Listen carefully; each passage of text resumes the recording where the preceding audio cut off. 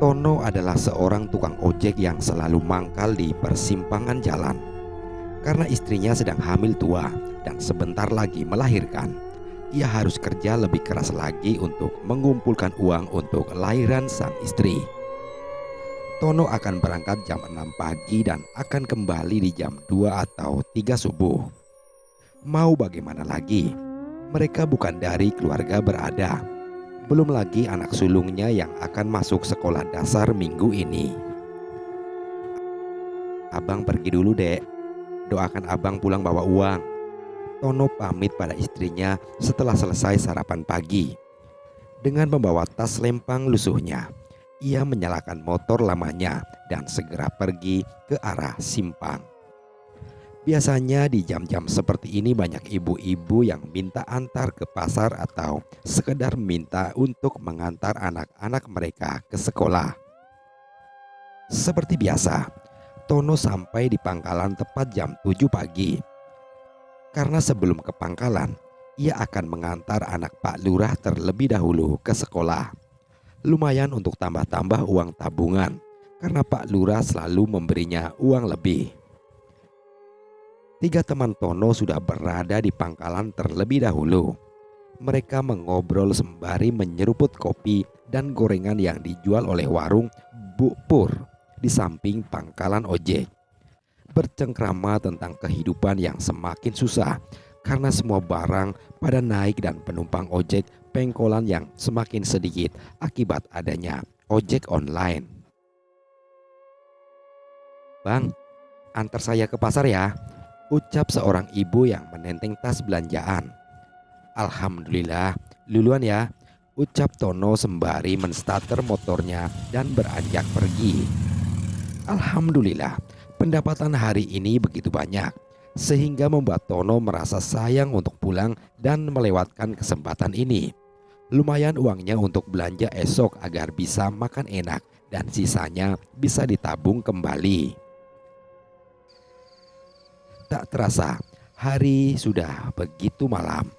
Teman-teman Tono yang lain sudah pada pulang karena jam sudah menunjukkan pukul 12 malam. Dan cuaca juga sepertinya mendung dan akan turun hujan. Tono masih ingin berada di pangkalan sebentar lagi. Siapa tahu akan mendapat penumpang yang searah dengan rumahnya. Hampir 1 jam Tono duduk sendirian. Ia sudah menguap beberapa kali. "Bang, tolong antarkan saya pulang ke kampung lama di ujung jalan sana ya." Seorang wanita dengan dress merah di atas lutut dan lengan panjang menghampiri Tono yang sudah bersiap untuk pulang. "Duh, gimana ya? Saya mau Sudah bang, tenang aja. Nanti saya bayar 5 kali lipat deh." Belum sempat Tono menjawab, wanita itu sudah memotong omongan Tono dan mengeluarkan uang kertas bernilai 100.000 5 lembar dan memberikannya pada Tono. Tono yang kaget langsung berkata, "Aduh Neng, ini banyak sekali." "Gak apa-apa bang, itu buat istrimu melahirkan." Awalnya Tono ingin menolak karena ia sudah sangat mengantuk. Selain mengantuk, tempat yang dituju wanita itu berbeda arah dengan rumah Tono. Apalagi jarak tempuh ke sana yang begitu jauh dan memakan waktu 1 jam perjalanan. Tapi ketika melihat uang yang disodorkan wanita itu, Tono spontan saja mengiyakan dan menyuruhnya untuk duduk. Di perjalanan, Tono berusaha mengajak wanita itu bicara, tapi yang ia dapat hanya jawaban singkat. Mungkin wanita itu baru pulang bekerja dan merasa letih, makanya ia tak menjawab pertanyaan Tono. Namun, semakin lama Tono merasakan hawa yang tidak sedap. Cuaca yang awalnya begitu dingin tiba-tiba menjadi panas dan gerah. Udara sejuk yang menerpa wajahnya tiba-tiba menjadi pengap dan terasa lembab. Sesekali Tono melirik ke arah spion. Terlihat raut wajah wanita itu sangat datar dan tatapannya terlihat kosong. Dari situlah perasaan Tono sudah mulai tak nyaman. Bulu kuduknya tiba-tiba merinding. Bagaimana mungkin Seorang wanita berkeliaran di jam seperti ini sendirian. Namun, Tono masih berpikir positif. Ya, mungkin wanita itu benar-benar lelah setelah pulang bekerja. Masih jauh ya, Neng? Tanya Tono memecah kesunyian. Karena sudah hampir 1 jam ia mengendarai motor tapi tak kunjung juga di tempat tujuan. Stop depan ya, Bang. Setelah menghentikan motornya, wanita itu menyodorkan uang tadi. Setelah uangnya diambil oleh Tono, wanita itu langsung berjalan menuju sebuah rumah mewah yang terletak di dalam sebuah gang. Suasana di gang itu begitu sunyi. Tak ada satu rumah pun di sana. Hanya ada kebun pisang dan pohon-pohon besar di kiri kanannya. Karena takut, buru-buru Tono memutarkan motornya dan segera berlalu dari sana. Sesampainya di rumah, Tono langsung melihat jam tangan yang ia kenakan. Ternyata sudah pukul 2 malam. Matanya sudah benar-benar tak kuat dan sudah terasa perih karena menahan kantuk sedari tadi. Untunglah Tono membawa kunci rumah, jadi ia tak perlu membangunkan istrinya untuk masuk. Secepatnya Tono pergi mandi dan mengganti bajunya. Ia langsung berbaring di samping istrinya dan tertidur pulas hingga siang hari. Karena dipikirnya uang yang didapat dari wanita tadi sudah sangat cukup untuk belanja kebutuhan hari ini. Jadi ia bisa sedikit bersantai. Bau wangi masakan tercium oleh Tono yang masih tertidur. Sepertinya istrinya hari ini masak enak. Buru-buru Tono pergi ke kamar mandi untuk mencuci muka dan menyikat giginya. Jam menunjukkan pukul 9 pagi. Tono langsung duduk di kursi teras rumahnya. Ia menyeruput kopi yang sudah disediakan oleh sang istri sedari pagi. Semalam ia menyimpan uang hasil ojeknya di tempat biasa. Jadi ketika sang istri ingin berbelanja di pagi hari, tidak perlu membangunkan atau meminta padanya lagi. Terlihat sang istri memasak opor ayam, tempe goreng, sambal terasi dan tumis kangkung. Benar-benar beruntung tadi malam. Untung saja ia tidak cepat pulang. "Abang, jam berapa mau turun lagi?" tanya sang istri ketika mereka selesai makan. "Sebentar lagi, Dek. Abang mau turun," jawab Tono. Sebenarnya ia merasa malas, tapi mungkin saja wanita semalam akan naik ojeknya lagi malam ini. Tak lama setelah mengobrol dengan istrinya, Tono langsung berangkat ke pangkalan. Sesampainya di pangkalan, teman-teman Tono mengeluh bahwa hari ini mereka hanya mendapat 1 atau 2 penumpang sedari pagi. Sedangkan ini sudah sore dan hampir menjelang maghrib. "Apakah memang benar sedang sepi? Bagaimana denganku yang baru saja turun?" gumam Tono dalam hati. Benar saja, sejak sore hingga jam 12 malam, Tono hanya mendapat 2 penumpang. Ingin rasanya dia pulang, tapi ia berharap akan bertemu wanita yang minta antar pulang kemarin malam. Tono memutuskan untuk menunggu sedikit lama. Hingga akhirnya wanita yang ditunggu oleh Tono berjalan dari kejauhan dan mengarah ke pangkalan ojek. Untung saja temannya tadi sudah pulang. "Bang, tolong antar saya pulang," pinta wanita itu. "Naik, Neng," jawab Tono yang sudah siap dengan motornya. Wajahnya semringah. Akhirnya ia bisa dapat uang tambahan lagi dari wanita itu.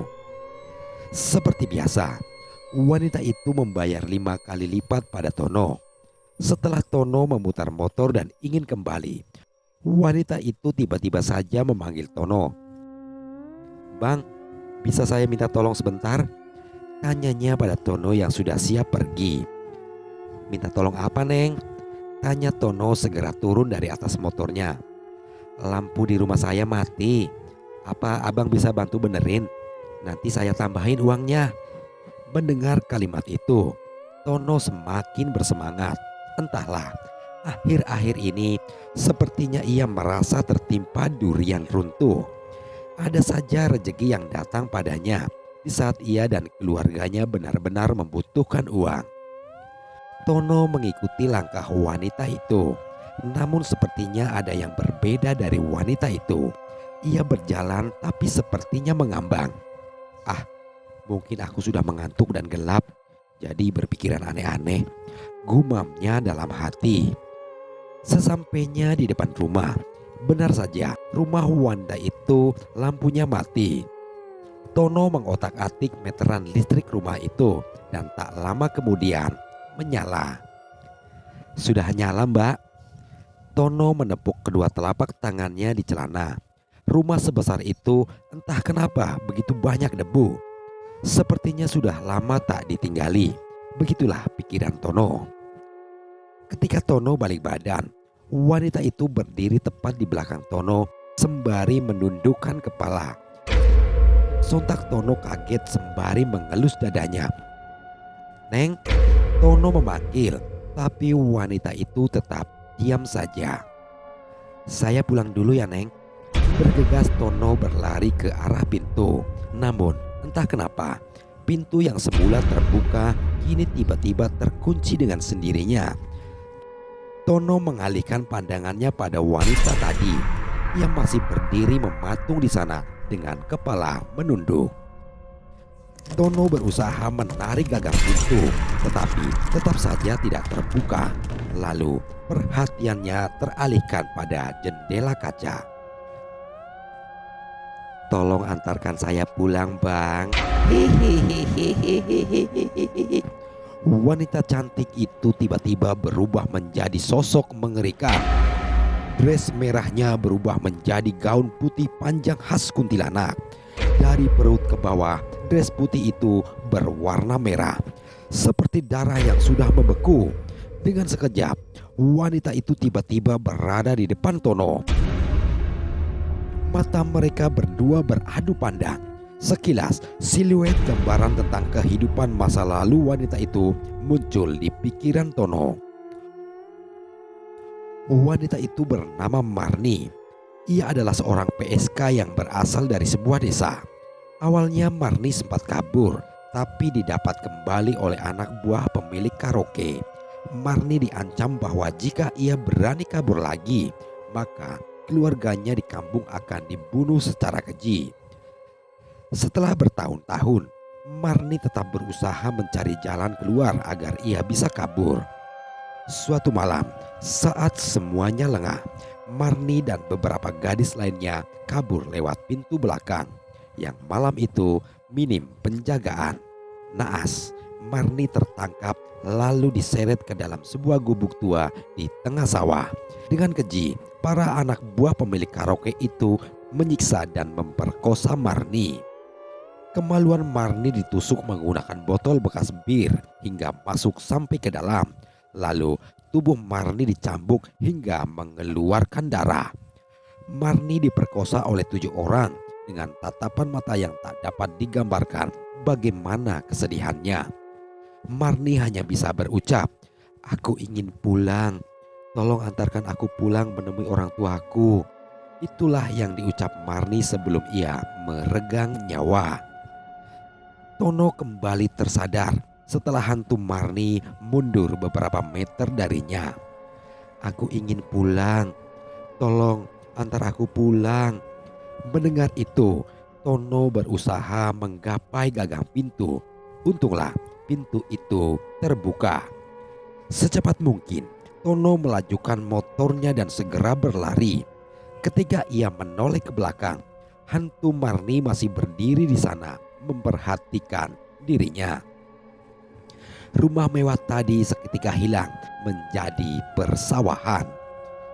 Setelah peristiwa itu, Tono tak pergi mengojek hingga 1 minggu. Ia masih trauma jika bertemu kembali dengan hantu Marni yang meminta diantarkan untuk pulang ke rumahnya. Demikian cerita kali ini. Sekian dan terima kasih.